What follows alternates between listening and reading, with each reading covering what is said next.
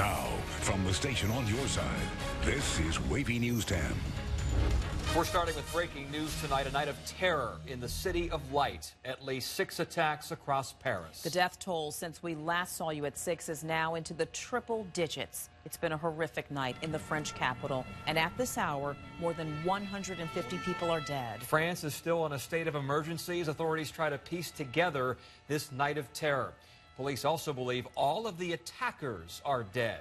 Most of the people killed, nearly 100 of them, appear to be in a concert hall where the American band Eagles of Death Metal was performing.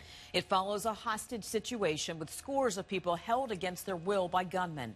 That all ended when security forces stormed the venue, killing at least 2 of the attackers. Bullets flew into a number of restaurants, too. This video shows shattered windows at one of the businesses hit by the shooters. It's believed dozens more were killed, in addition to the deaths at the concert hall.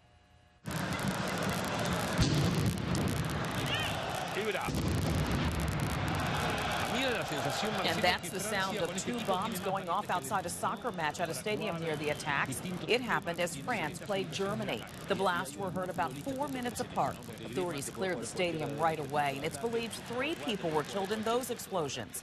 Tonight, President Obama offered his support to the people of France. France is our oldest ally. The French people have stood shoulder to shoulder with the United States time and again.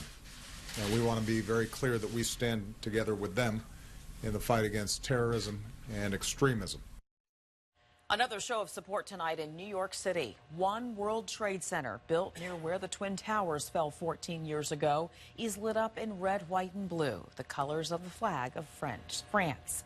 And across the country, people with loved ones in Paris have been checking in to make sure they're okay. Including a woman here in Norfolk. She was raised there, so imagine how hard it must have been for her to watch this unfold with the rest of us. 10 on your side's Erin Kelly spent some time with her tonight.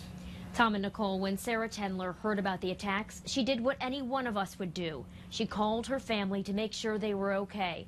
And while she's relieved that they are, her heart is breaking for her home tonight.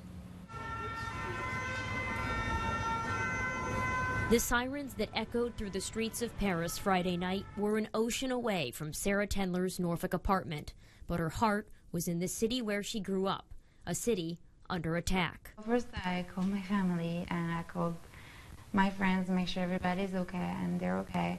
And I'm watching the news right now. Tendler's family in Paris heard the sirens and planned to stay indoors the rest of the night. She couldn't believe the reports of dozens dead in the Bataclan concert hall, where she'd attended shows before, or explosions at the National Soccer Stadium just outside Paris. I mean, they were going to have fun. They were supposed to have a good time on a Friday night. It's, you know, yeah. But this is an attack on all of humanity and the universal values that we share. That's horrible. There is no word for it. I think it's horrible. It's very sad. And yeah, I mean, I was like, yeah, it's not normal. Several of Virginia's elected leaders, including Senators Mark Warner and Tim Kaine and Congressman Scott Ridgell, have offered their support tonight for France on Twitter. Erin Kelly, 10 on your side.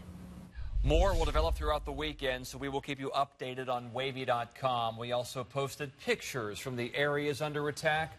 Our coverage continues on WAVY News 10 today at 6 o'clock tomorrow morning. And now, a lesson in racism from a